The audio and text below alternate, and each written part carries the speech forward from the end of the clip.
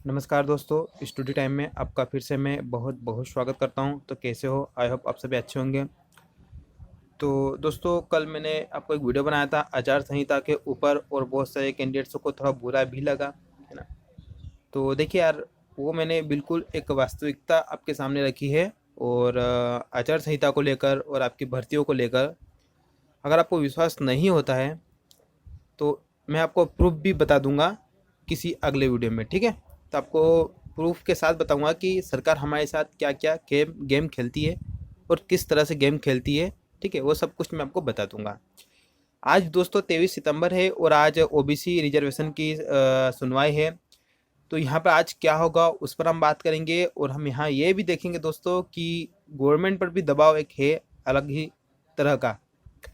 हमें ये नहीं बोलना चाहिए कि मध्य प्रदेश में ओबीसी की जनसंख्या ज़्यादा है, ठीक है। तो कहीं ना कहीं यहाँ पर राजनीतिक इशू बनता है, जहाँ पर जिस संख्या ज़्यादा होती है, जिस भी दल की या किसकी भी जनसंख्या ज़्यादा होती है, तो वहाँ पर एक राजनीतिक इशू बनता है दोस्तों। ये 100% सही है ना। तो आप भी खुद देखिए, ये न्यूज आई है 27% आरक्षण को लेकर ओबीसी संगठनों ने भरी हुंकार है। मतलब ओबीसी जितने भी संगठन है ना, यहाँ मैं किसी का सपोर्ट और किसी का डी सपोर्ट नहीं कर रहा हूँ, यहाँ मैं सिर्फ न्यूज़ रख रहा हूँ, ठीक है। बहुत सारे ओबीसी भाई बहन मुझसे नाराज़ हो जाते हैं। मैं खुद ओबीसी हूँ, लेकिन देखिए चीज़ें हाई कोर्ट में हैं। वहाँ पर जो भी होगा, वहाँ पर ओबीसी संगठन के वकील, सरकार के वकील और जिन्होंने केस लगाया उनके वकील वो वाद विवाद करेंगे। हमारे यहाँ लड़ने से, एक दूसरे को गालियाँ देने से कोई फ़ायदा नहीं होगा, कोई फैसला थोड़ी ना आएगा। ना तो हम फैसला सुनाएंगे, ना आप फैसला सुनाओगे। चले, अब ये ओबीसी संगठन है दोस्तों, इनका भी दबाव गवर्नमेंट पर बहुत ज़्यादा बना हुआ है। और मैं आपको बता दूं, आपको पता है कि अब उपचुनाव है, तो गवर्नमेंट यहाँ पर धर्म संकट में फंसी हुई है। किसी भी तरह से वो अपना नुकसान नहीं करना चाहिए। और आज सुनवाई है दोस्तों। देखिए, आज हम अगर डेट बढ़ती है तो समझिए कि फिर आपकी जो चीज़ें हैं आप वो चुनाव के बाद ही जाएगी। सिंपल सी बात है। ये आप डेट देख रहे हो, आज की डेट है, ठीक है, 23/9/20। और मुझे नहीं लगता दोस्तों यहाँ पर गवर्नमेंट ओबीसी संगठन को यहाँ पर नाराज करे, वो भी उपचुनाव के पहले। तो हो सकता है, संभावना है आपको एक और डेट मिलने की, ठीक है। अगर एक और डेट मिलती है तो फिर ये आपका ही एक नुकसान होगा, और अगर नहीं मिलती है तो ये आपकी जीत होगी। आप देखिए, अभी कुछ दिन पहले शिक्षा मंत्री जी से मुलाकात हुई थी। उन्होंने एक अच्छी बात कही थी कि नहीं, अब फैसला हो जाएगा। तो उनकी बात पर भी हमें विश्वास थोड़ा कर लेते हैं।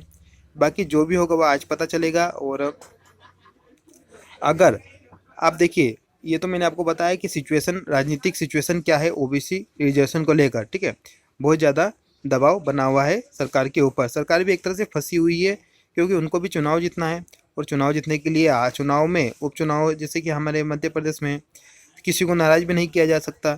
आप खुद देख रहे हो, कल ही किसानों को खुश करने के लिए मुख्यमंत्री जी ने 4,000 रुपये ऐड कर दिए प्रधानमंत्री किसान सम्मान निधि योजना में।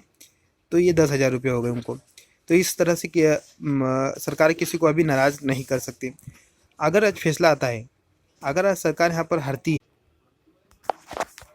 अगर गवर्नमेंट यहाँ पर हारती है, ठीक है, ओबीसी रिजर्वेशन अगर कम होता है, तो फिर आपकी पूरी मेरिट लिस्ट चेंज होगी। और फिर मेरिट लिस्ट चेंज होगी, फिर से आपकी काउंसलिंग होगी, नई काउंसलिंग की डेट आएगी। फिर नई काउंसलिंग की डेट आएगी, फिर आपको टाइम दिया जाएगा वापस फिर से एक महीने का डॉक्यूमेंट अपलोड करने का, चॉइस फिलिंग करने का। फिर आपको फिर वेरिफिकेशन के लिए बुलाया जाएगा। मतलब कि अगर यहाँ पर गवर्नमेंट ओबीसी रिजर्वेशन कम होता है, तो फिर भी आपके लिए एक बहुत बड़ी प्रॉब्लम ये होगी कि आपको फिर और आपकी जो प्रोसेस है और बढ़ जाएगी, ठीक है। ये पहला केस। दूसरा केस, अगर यहाँ पर ओबीसी रिजर्वेशन 27% ही रहा, है ना, तो आपको कोई प्रॉब्लम नहीं आएगी। आपकी जैसी मेरिट लिस्ट है वैसी आपको सिर्फ वेरिफिकेशन के लिए सीधे तौर पर बुला लिया जाएगा। आपको किसी तरह से कोई परेशानी का सामना नहीं करना पड़ेगा। ये दूसरा केस है। तो ये तीनों चीज़ें मैंने यहाँ पर डिस्कस कर दी। अब क्या होता है वो तो हमें आज ही पता चलेगा। अगर डेट बढ़ती है तो भी लेट तो होना ही है आपको, फिर चुनाव के बाद ही आपको जाना है, ठीक है। तो चले मिलते हैं नेक्स्ट वीडियो में, तब तक के लिए जय हिंद, जय भारत।